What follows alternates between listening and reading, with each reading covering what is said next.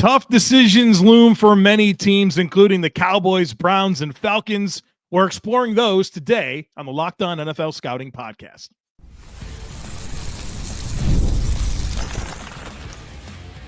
You are Locked On NFL Scouting with the Draft Dudes, your daily podcast for NFL and college football scouting.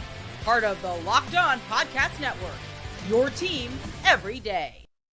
What's better than this? It's guys being dudes here on the Locked On NFL Scouting Podcast. We're the Draft Dudes. I'm Joe Marino from Locked On Bills. He's Kyle Crabbs from Locked On Dolphins. And we are your NFL experts here with you daily to talk team building across the league on the Locked On NFL Scouting Podcast with the Draft Dudes, part of the Locked On Podcast Network, your team every day. Want to issue a big thank you, shout out, and welcome to our everydayers. Those of you who never miss a single episode, we appreciate you all being here very, very much. Today's episode is brought to you by FanDuel. Right now, new customers can get $150 in bonus bets if your first $5 bet wins. Joe, happy Monday to you. Have you been keeping track at all with the Four Nations face-off? I was going to wish you happy Victory Team America Day. No, I haven't. I'm loosely familiar that there's been a lot of fights. I'm loosely familiar that NBA All-Star Weekend also happened, and this dude, you got to check out this dude from the Magic that can really dunk. This guy he's unbelievable, man. Some of the best dunks you'll ever see. I was mad that they did not do the Steph Curry Sabrina Ionescu 3-point rematch. I was unfamiliar with that. He's a baller, dude. Well, I got to be honest with you, I didn't know any of this happened. My brother came over for lunch on Sunday. He's like, hey, did you watch the slam dunk competition? I'm like, no. He's like, well, you got to see this guy's dunks. And apparently this guy's won like 3 years in a row. You got to check him out, man. He's got the bunnies, for sure. They got bunnies. That's how you know he's really got it. Big time bunnies, man. He's not even very tall. Not even very tall. All right. So I will break out, was it Matt McClung? Yeah. You got to check this guy out, man. All right, I'll check out Matt McClung when we're done the show. And you check out the last year's highlights of the Steph Curry, Sabrina Ionescu 3-point contest. But America beat Canada 3-1. I think 3 fights in the first 9 seconds of the game. Canadians booed the national anthem. So it was like lots of sports worlds happenings that aren't relevant to us because we're starting with America's team. Formerly, the artist formerly known as America's team, the Dallas Cowboys. Looking at their salary cap outlook,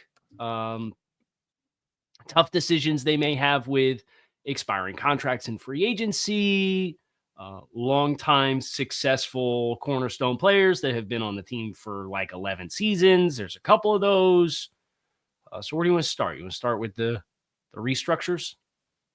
Yeah, and I think they're like $3 million above the cap, and they got 2 just obvious levers they pull, right? CeeDee Lamb for $21.5 million. Dak Prescott for $37 million. All of a sudden, you've got like $50 million. Like you don't have to do anything else from there once you do that. Now, you certainly have other options, but go ahead and do that, and that opens the door for you to add. It opens the opportunity for you to extend Micah Parsons. Like you want to get into the Diggs conversation. You need to get into the Steele conversation, but go ahead and pull those 2 levers, and I think that's your step 1 in this conversation. I think step 2 in this conversation is about moves that I think they shouldn't make, which are hard decisions to make. Okay. And that's 2 players with voiding contracts. The first is DeMarcus Lawrence, and the second is Zach Martin. I think both of those guys with, Martin's over $10.5 million in void money. Mm-hmm. DeMarcus Lawrence is nearly $7.5 million in void money. I think this has probably run its course. I agree. In both spots. And as hard as it is to thank and bid farewell to 2 guys who have been on the roster of the Dallas Cowboys and been major contributors to the successes that you've had for the last decade plus, I don't think you extend either one of those in the name or sake of bringing them back as holdovers. I think last year is a great excuse for Dallas to kind of have this transitional period with some of their talent. And DeMarcus Lawrence, from an injury perspective, you're a little worried about it at this stage. I think both of those guys, as hard as it may be, you probably just bid farewell and move on from. Yeah, I agree. I agree with that. And obviously, with like Chauncey Golson and Osa Digizua as expiring contracts on the defensive line, you probably rather send some money towards them if you look at them as long-term answers for you than, okay, can we squeeze another year out of DeMarcus Lawrence? I think that would potentially be not your best utilization of resources. Yeah. How does this all affect the Terrence Steele conversation for you? Because obviously we're talking about transitioning away from Zach Martin at right guard. You certainly have Tyler Guyton that you drafted, but Terrence Steele is the right tackle. He kind of bounced back a bit last season, but you still have an opportunity here. If you want to create more cap space, you can do conversion with him and get about $10.5 million in cap space. Is this a do nothing contract for you? Do you think about releasing him? There's some dead cap involved there, or do you just kind of stay the course with Terrence Steele and maintain as much stability on the offensive line as possible? I think if I were going to move on from Terrence Steele, if you felt like the performance wasn't necessarily commensurative to what the compensation looks like, maybe you get in and have the hard conversation and sit down and say, look, we like you. We'd like you to still be a part of this. Can you negotiate down that $13.25 million salary? That would probably be the first thing that crosses my mind if I were Dallas, if I were unhappy and wanted to do something about an $18 million cap hit for Terrence Steele. And if you wanted to wait until the draft, like we mentioned, when you can get $59 million in cap space and go from -4 to plus 55 with 2 cornerstone players and just basic restructures, I'm not in a rush to do anything. Yeah. So I might wait and see how the draft plays out. Yeah. I might wait. Like, is Armand Membu on the board at 12? Would you draft him to be your right tackle? If the answer to that question is yes, maybe you move on from Terrence Steele after the fact and do him as a post-June 1st designation. You could save $14 million and you can use that as the finances for your practice squad and signing your rookie contracts and getting compliant in that regard. And then that way it doesn't impact or change your budget that you had in the first wave of free agency. And then, of course, we got to get Micah Parsons done, right? I mean, he's playing on the 5th-year option. It's a hard $24 million. So you have a great opportunity there to extend him and spread that out. So this is the point, dude. Don't let Jerry Jones tell you that there's no money. Like, they got money, man. Yeah. They have as much as they want to get. They have it. It's a lot easier now. Now, there's going to get a point where the can that they kick down the road for Dak Prescott every year, which they did every year on the old contract, and then that's why they were gridlocked to some degree last year, because they couldn't get an extension done, and it was all prorated money, and he did have a salary, so you were really locked into an exorbitant amount. Just case in point, Joe, if they do the restructure, and he's on the books for almost $90 million because he's got $47.75 million base salary this year. If they do the restructure, he will have $51.5 million in just previously paid bonuses prorated out from past years, including this year. So he's got a $52.7 million cap hit with a base salary of $1.25 million. There will be a point where you either have to take your lumps when this contract reaches its end, or you're going to have to transition a year early away from Dak Prescott. Now, that's not a this year problem. Yeah. And they'll be much better for having Dak Prescott back and fully healthy with the team. But it is just worth noting the way that they've handled this contract for going on like 5-6 years now. It is kind of the molehill that's turned into an eventual mountain that they're going to have to circumvent in some way, shape, or form. But I think the right thing for this year is maybe you don't do a full restructure of all of the salary. Maybe you selectively do. Not a bad idea. 35 million instead of 47, and then leave the other 12.75 as base salary. So you're not, you can negate this a little bit if you start to prorate less than the maximum. Right. Right. So that might be a part of the conversation and the decision that they have to make with Dak Prescott. So some tough decisions, but a clear path for Dallas. Yeah. We didn't even get into Trayvon Diggs, but there's flexibility with that deal as well. So they could do things. They should do things. He's the key to Steph Diggs wide receiver too. Is keep Trayvon Diggs and keep him locked in. Steph Diggs, James Cook, 2025. Let's go win the NFC East, baby. All right, we're going to talk about a very sticky situation here with the Cleveland Browns, folks. Be sure to stick with us. When the game tips off, the NBA action is just getting started, and there's no better place to get in on it than FanDuel, America's #1 sportsbook. With FanDuel, you can place live bets throughout the game, so even if you miss the opening tip-off or want to bet on a fourth quarter comeback, you could stay in the action. And if you're looking for a bigger payout, you can even combine your live bets into a same-game parlay. I love using FanDuel's live betting feature because it keeps every moment of the game more exciting. Whether I'm backing my team for a late-game rally or picking a player to hit a clutch three, I never feel like I'll miss my chance. Plus, the app is easy to use, and when you win, you get paid instantly. Right now, new FanDuel customers can get $150 in bonus bets if your first $5 bet wins. Just visit FanDuel.com to join today. That's FanDuel.com for your shot at $150 in bonus bets. Make every moment more with FanDuel, the official sports betting partner of the NBA. All right, so the Cleveland Browns, who had 41, 31? What was the exact number? Rollover cap space, Yeah. a lot is the answer to that. I think they were number 2 in the NFL behind the 49ers in rollover cap. 42, right at $42 million. All right, yeah. So I trust your intuition, Kyle. You're right the first time. That's the good news.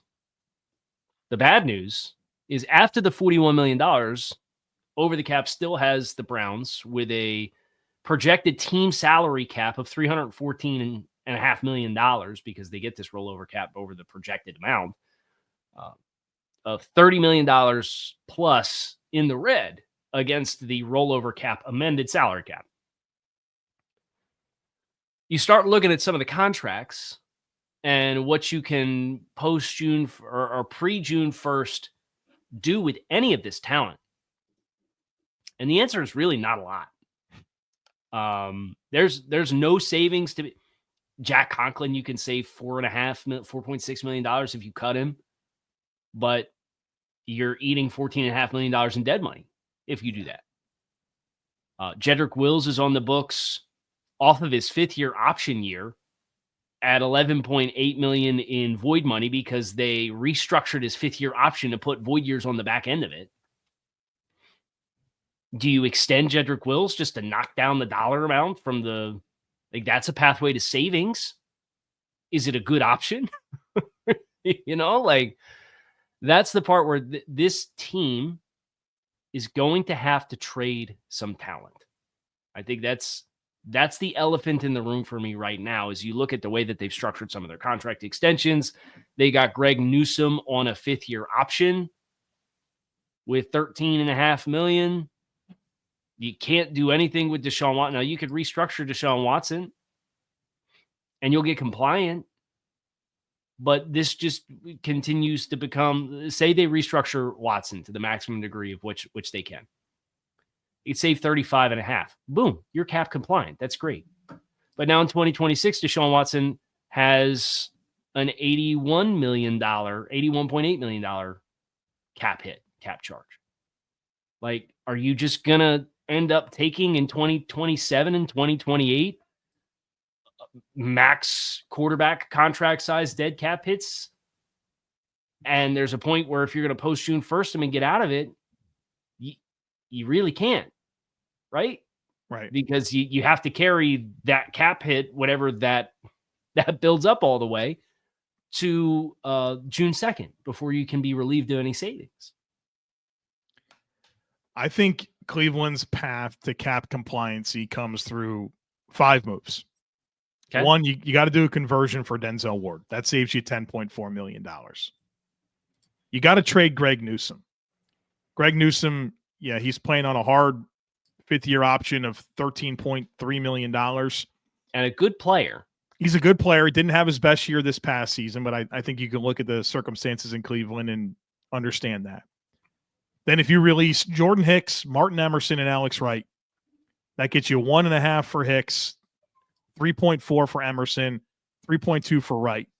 That gets you $1 million in cap space if you do those 5 things.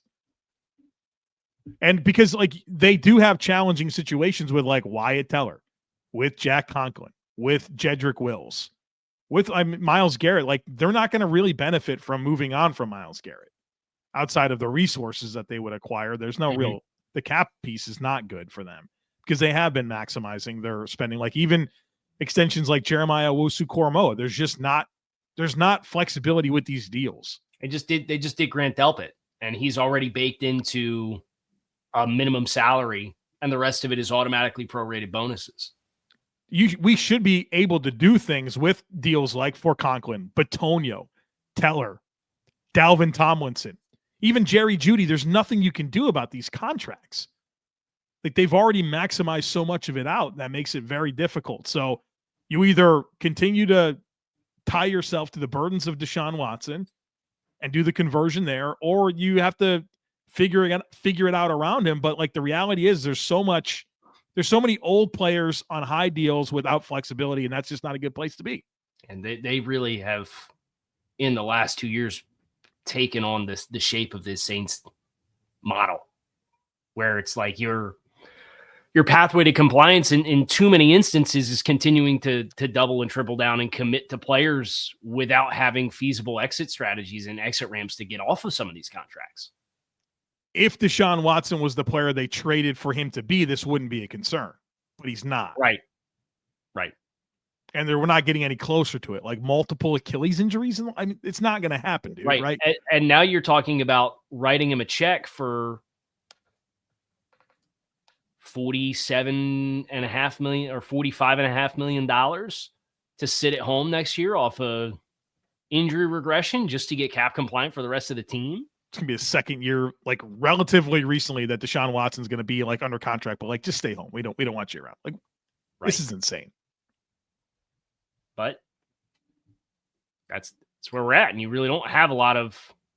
Like even in Njoku, there's nothing you can do with these contracts, dude. You're sitting here, you're toggling through, looking at what if I change the cut pre-June 1st to trade pre-June 1st? Who do I find more savings for? And the answer is nobody. Like Grant Delpit, you could trade because he's got the roster bonus this year, or the guaranteed salary this year in the way of a bonus, and it's technically year one of the new deal because they just redid his contract. So all of the prorated money hasn't hit yet. But there's going to have to be some uncomfortable departures. And I think you make a great point talking about names like Alex Wright and Martin Emerson. Their most attractive options are players. Their most attractive options are players that are on rookie contracts at the end of the rookie contract because they're out of that window where they're playing for $1.2 million in base salary. So they're getting the peak and performance adjustments for their contracts, but they haven't gotten a new financial commitment yet. So they're the easiest ones to detach from and get some savings. Right. And those players are the reason that their fourth year of their cap of their rookie contract goes up is the proven performance escalator. So they have that. Time. Yeah. Emerson, Wright, and Ford are all like elevated fourth year contracts because they've had to play a lot more than expected, and that makes them more expensive. And so now it makes it appealing for the Browns to get out of those deals. All right. So let's take this conversation at this point, because I think we've successfully. There are two pathways to cap compliance. You can restructure Deshaun Watson again and just stave off the apocalypse for another year, or you can do what you did as far as some restructure. I only got us $1 million. We got work to do still. Right. Who's the most attractive trade piece out of those three players on year 4 of rookie contracts? I guess Emerson. It's Emerson, Wright, and Ford. Those are the guys. Right. Those three guys combined can save you over $10 million in cap space if you move on. Right. So what would you take? What would you offer for Martin Emerson? A 5th round pick. Right. And Alex Wright. I think maybe those two guys, based off they play premium positions, they've had NFL playing time. Maybe you can do a conditional pick that's tied to whether, like, do they sign a new extension with the team and stay past year 1, and it's a 5 that can become a 4, or some kind of performance incentive in that piece. But I think that's kind of where if Cleveland's going to get meaningful assets to offload some of these players, and then, oh, by the way, you have to replace them when it's all said and done. Well, and remember, my plan requires trading Greg Newsome as well. That's not easy, right? Now you're shredding your secondary potential. Right. Well, I need that for almost $14 million. Otherwise, you better just extend him. Just extend him. You can. Right, and you can knock it down probably $8 million if you extended him. And Greg Newsome might not be eager to extend based on the outlook there. Hey, I'm a good young corner. We got Myles Garrett ready to go. Right. That's the hard part about the Myles Garrett idea is that it'd be nice for Cleveland if there was like an actual cap benefit in addition to the resources that you would get. And let me pull up Spot Rack real quick. I know we got to get the break, but there is a world in which they pay the bonus. Here you go. His option bonus for 2025, $5 million of it is due on 3/14, less than a month, and the other 13.5 is due on 8/28. So they could pay the $5 million portion, pay some of the cash, and then if you're a new team talking about putting Myles Garrett on the books, you're talking about doing so for less than $15 million in cash this year. And then from Cleveland's perspective, they're not prorating out the full $18 million and $18.5 million option bonus that he has. So there's your best path. There's your best path is to eat the $5 million portion of that bonus and then take advantage of cash owed under $15 million this year for a new team. But then you offload prorating another $13 million out into future years. All right. So a lot for Andrew Berry to figure out with the Browns. Good luck. Bit of that he's created for himself. So all the best. All right. We're talking Atlanta Falcons here on the other side of it, folks. Be sure to stick with us.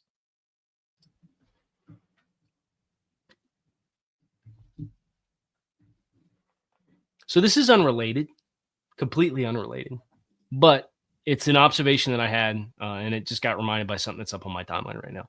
I did Shamar James, the linebacker from Florida, over the weekend. Would you agree that the blue tops and orange pants is the best uniform combination for the Florida Gators? Blue tops and orange pants? Yeah. That's really good. I like a lot of their. I like their all, you don't like white.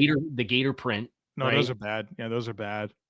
I sort of like that. The throwback with the F on the side's not bad. With the white helmet. Mm-hmm.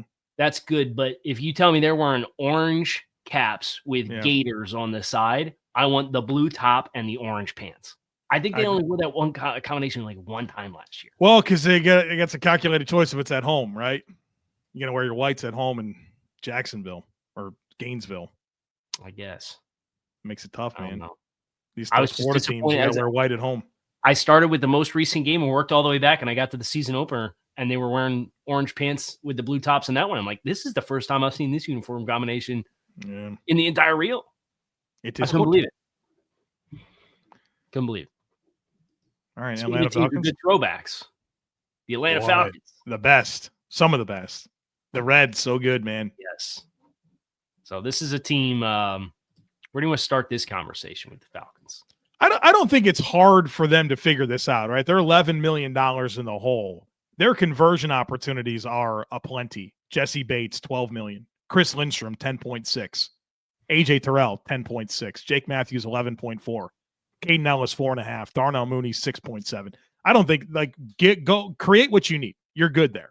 Yep. You'll have operating cap to get you through the first wave of free agency, and you'll be fine. No doubt. Now, that doesn't mean there's not hard conversations. One of them is Kirk Cousins. I think they have both of their defensive tackles, Grady Jarrett and David Onyemata, to think about. And then if you want to create even more cap space, I think there's a Caleb McGarry conversation if you want to continue there, and you could do a conversion and get another $10.5 million. So, like, for Atlanta, it's just about how much cap space do you want, because you have plenty of levers to pull. What are we doing with Kirk?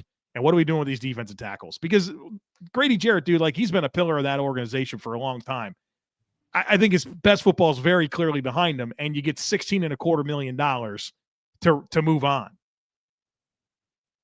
You could get a decent pick for Grady Jarrett, I would imagine. You do? You think so? $15 million salary. You get an early. I think you get an early day 3 pick for Grady Jarrett. If they get a 4, I think that's the easiest decision they've ever made. I don't think they will. I would agree. I don't think they get a 4. I don't know, man. Grady Jarrett's still really good. Well, then they should just keep him because they don't technically have to do that. They could just Correct. keep him. Yeah, you could extend him if you wanted to, because both him and David Onyemata are going into expiring contracts on the wrong side of 30.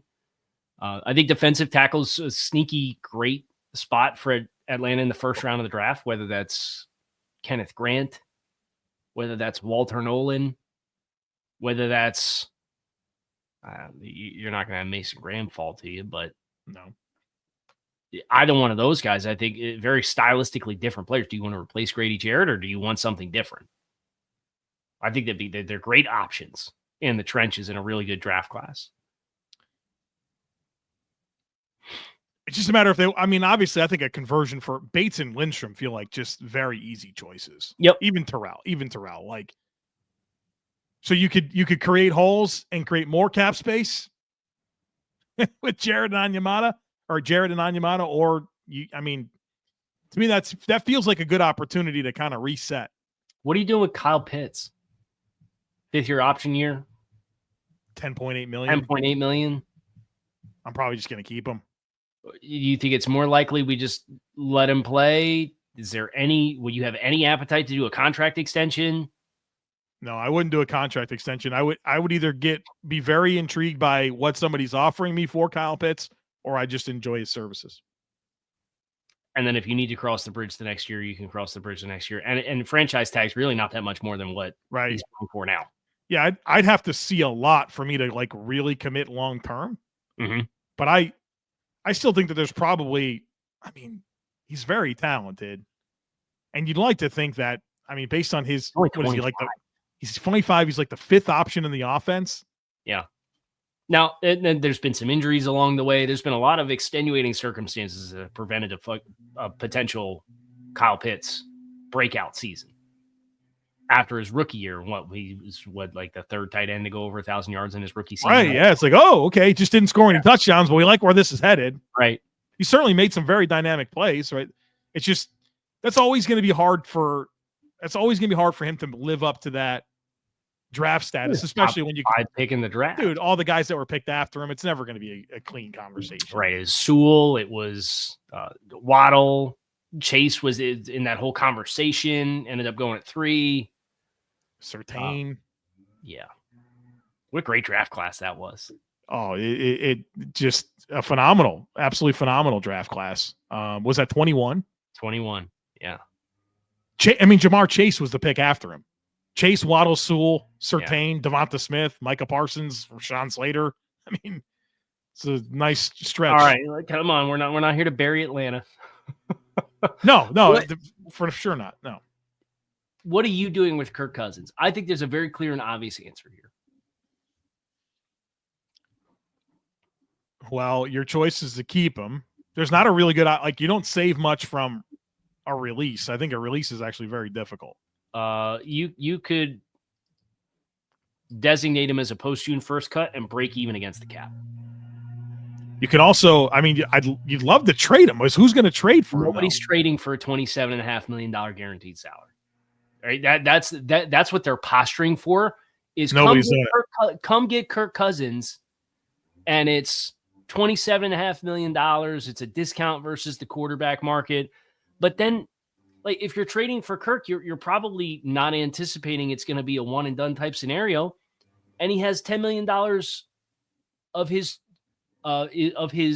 2026 salary fully guarantees on the 5th year of this year. So by the end of the 3rd week in March, he's going to have $10 million in guaranteed salary for 2026 that you're going to have to pay. Well, you're not going to just release him right away, because then you're going to take a $25 million cap reduction. So I guess you would post-June release him. Is that the clear and obvious thing to do? For me, that's what you do. I'm sorry, having Kirk on the roster the next 2 years for $37.5 million in guarantees as the backup quarterback. You can't do it. with how he played last year and how he got banged up, and he's 37 and 38, and you have a clear out to save $10 million for 2026, which the whole point of a rookie quarterback contract window is to maximize the rest of your roster because you're not paying extra money to the quarterback. And now you're talking about paying extra money to the quarterback. You know, you're going to get Russell Wilson a little bit by how somebody's going to sign him after you cut him to a minimum salary because nobody's going to pay more than $27.5 million. But I really think if you're expecting somebody to trade for him, you're living a pipe dream if you're the Falcons. Not going to happen. Not going to happen. So what you're left with is that decision of how much is a backup quarterback worth? And you're going